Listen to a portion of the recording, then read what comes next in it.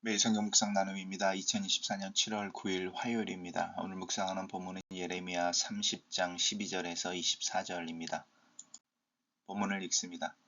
여호와께서 이와 같이 말씀하시니라. 내 상처는 고칠 수 없고 내 부상은 중하도다. 내 송사를 처리할 재판관이 없고 내 상처에도 약도 없고 처방도 없도다. 너를 사랑하던 자가 다 너를 잊고 찾지 아니하니 이는 내 악행이 많고 내 죄가 많기 때문에 나는 내 원수가 당할 고난을 내가 받게 하며 잔인한 징계를 내렸도다. 너는 어찌하여 내 상처 때문에 부르짖느냐? 내 고통이 심하도다. 내 악행이 많고 내 죄가 허다함으로 내가 이 일을 너에게 행하였느니라. 그러므로 너는 먹는 모든 자는 잡힐 것이며 내 모든 대적은 잡혀갈 것이고 너에게서 탈취해 간 자는 탈취를 당할 것이며 너에게서 노략질한 모든 자는 노략물이 되리라. 여호와의 말씀이니라. 그들이 쫓겨난 자라 하매 시온을 찾는 자가 없은즉 내가 너의 상처로부터 새살이 돋게 하여 너를 고쳐주리라. 여호와께서 말씀하시니라. 보라, 내가 야곱 장막의 포로들을 돌아오게 할 것이고 그 거처들의 사랑을 베풀 것이라. 성읍은 그 폐허가 된 언덕 위에 건축될 것이요 그 보루는 규정을 따라 사람이 살게 되리라. 그들에게서 감사하는 소리가 나고 즐거운 자들의 소리가 나오리라. 내가 그들을 번성하게 하리니 그들의 수가 줄어들지 아니하겠고 내가 그들을 존귀하게 하리니 그들은 비천하여지지 아니하리라. 그의 자손은 예전과 같겠고 그 회중은 내 앞에 굳게 설 것이며 그를 압박하는 모든 사람은 내가 다 벌하리라. 그 영도자는 그들 중에서 나올 것이요 그 통치자도 그들 중에서 나오리라. 내가 그를 가까이 오게 하리니 그가 내게 가까이 오리라. 참으로 담대한 마음으로 내게 가까이 올 자 누구냐? 여호와의 말씀이니라. 너희는 내 백성이 되겠고 나는 너희들의 하나님이 되리라. 보라, 여호와의 노여움이 일어나 폭풍과 해오리 바람처럼 악인의 머리 위에서 회오리칠 것이라. 여호와의 진노는 그 마음에 뜻한 바를 행하여 이루기 전까지는 돌이키지 아니하나니 너희가 끝날에 그것을 깨달으리라. 오늘의 말씀은 하나님의 이스라엘 유다 백성들을 향한 징계와 회복의 약속의 말씀이 동시에 담겨져 있습니다. 우리 예레미야를 통해서 이제 바벨론에게 항복하고 또 그들 밑에서 하나님이 세우시는 또 정하신 기간을 이렇게 겸손하게 지낼 것에 대해서 요청하고 있었고, 그러지 않을 경우에 전쟁과 기근과 또 질병이 있을 것에 대한 이야기를 했었습니다. 그 이유는 유다를 하나님이 심판하시고 또 그들을 정련한 후에 하나님의 백성으로 새롭게 거듭나게 하기 위함이다라는 부분입니다. 여호와께서 이같이 말씀하시니라. 우리 어제 봤던 것처럼 여호와의 말씀이니라라는 이야기가 계속적으로 반복되어지면서 예레미야가 하는 이야기가 예레미야 자신의 이야기가 아님이 계속 강조되고 있습니다. 또 하나님의 말씀이어서 하나님께서 그 일들을 이루실 것에 대한 이야기도 여호와의 말씀이니라라는 말 속에 있습니다. 내 상처는 고칠 수 없고 부상은 중하다. 이제 하나님의 심판을 받아서 이스라엘 백성들이 예루살렘이 함락되고 또 이제 나라가 없어져 버리는 그런 상황을 묘사하는 거겠죠.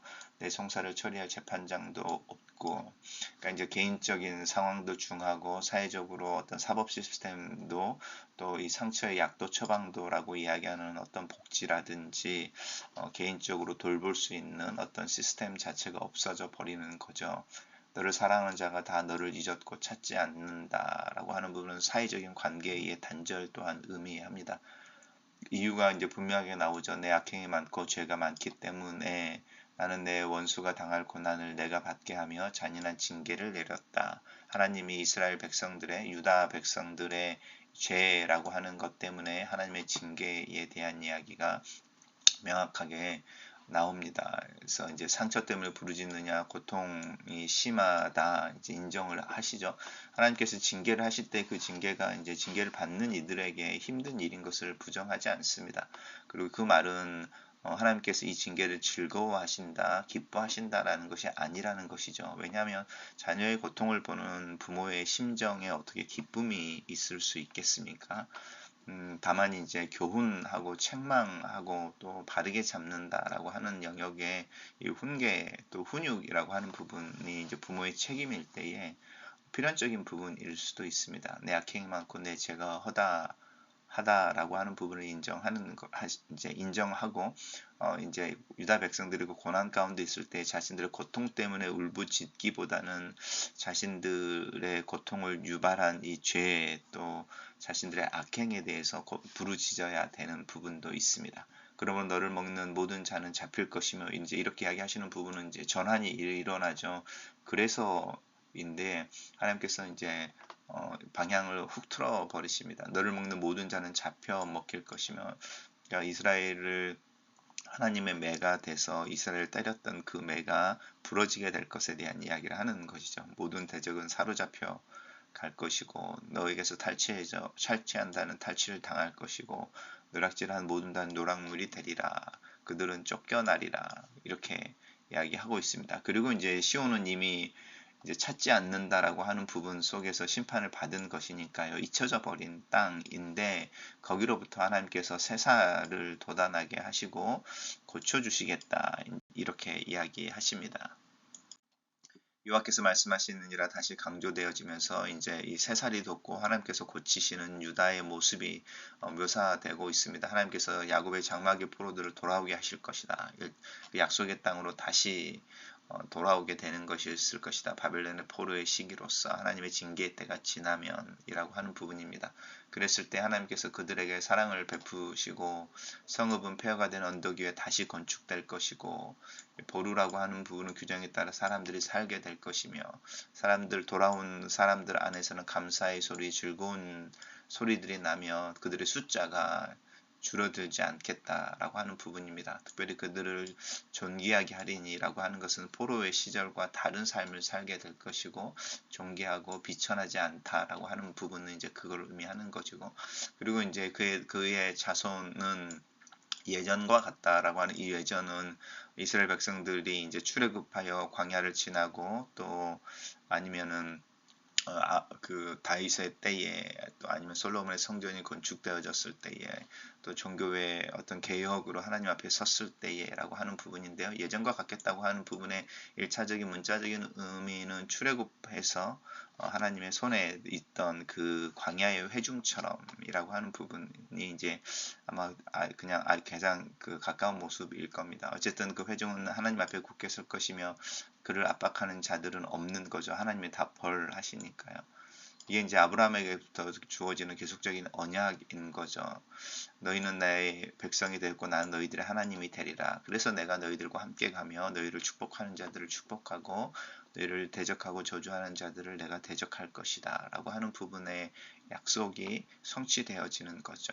자연스럽게 영도자는 그들 중에 나오고 통치자들도 그들 중에 나올 것이다. 이것은 이제 일반적으로 돌아오면 이스라엘 백성들을 이끌어내는 하나님의 대리자로서의 왕이 등장할 것이다. 이런 1차적으로 그런 의미를 하고 우리는 읽으면서 자연스럽게 이 영도자 통치자가 이제 예수님과 연결되어지는구나 이걸 느끼기도 하죠. 내가 그를 가까이 오게 하리라. 그가 가까이 오리라. 참으로 담대한 마음으로 내게 가까이 올 자가 누구냐라고 하는 부분 속에서 하나님이 이제 세우시는 그 지도자인 거죠. 다윗과 같은 이라고 말하는 지도자는 하나님과 가까이 있고 또 하나님 앞에 있게 될 것이다. 라고 하는 부분이고 결국에는 하나님께서 약속을 지키기 위해 나는 너희 하나님 너희는 나의 백성이라고 하는 부분인 거죠. 그런데 이것이 이제 그 징계가 끝난 후에 회복의 약속인데 아직은 징계가 진행되어지지 않았으니 징계가 먼저인 거죠.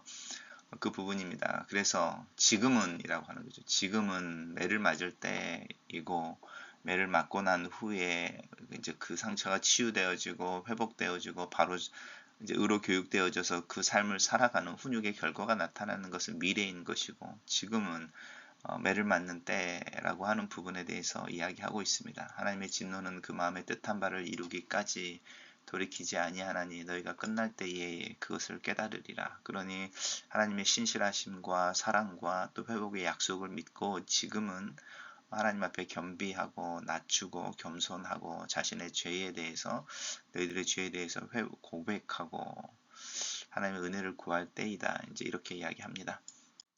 단락을 요약해 보겠습니다. 하나님께서 유다를 혹독하게 징계하시겠지만 그들을 다 회복시켜 그들과 맺은 언약을 성취하시겠다고 약속하신다. 이렇게 정리했습니다. 매일 성경의 묵상 나눔입니다. 하나님은 악행이 많고 죄가 허다한 유다를 원수에게 하듯 매섭게 치실 것입니다.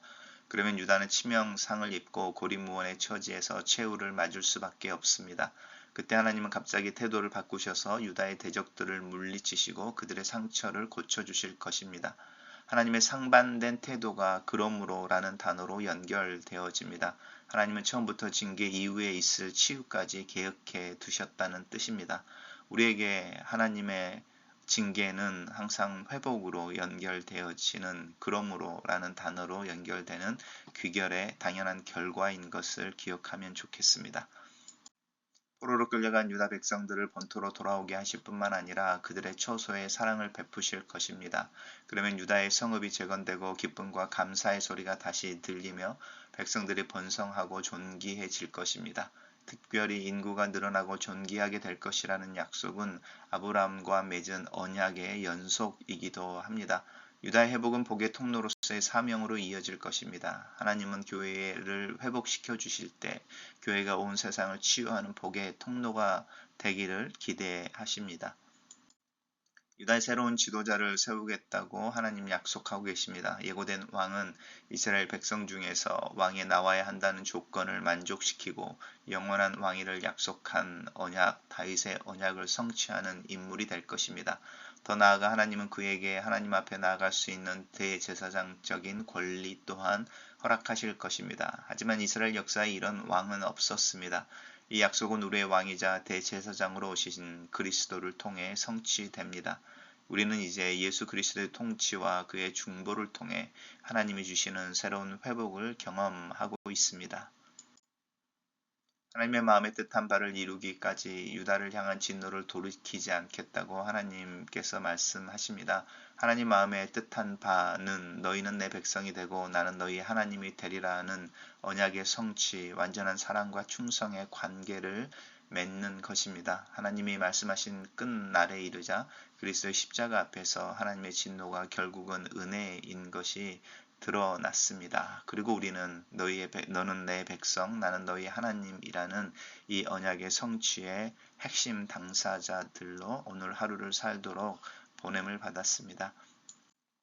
글로서는 기도입니다. 살아계신 하나님의 관점에서 내 삶이 긍정되고 하나님의 관점에서 내 삶이 교훈과 책망 앞에 서며 하나님을 향한 마음과 순종해서 바르게 하는 것과 하나님의 뜻에 순종하기 위해 내 자신을 교육하고 훈련하는 것이 구체화될 수 있도록 나를 도와주시옵소서.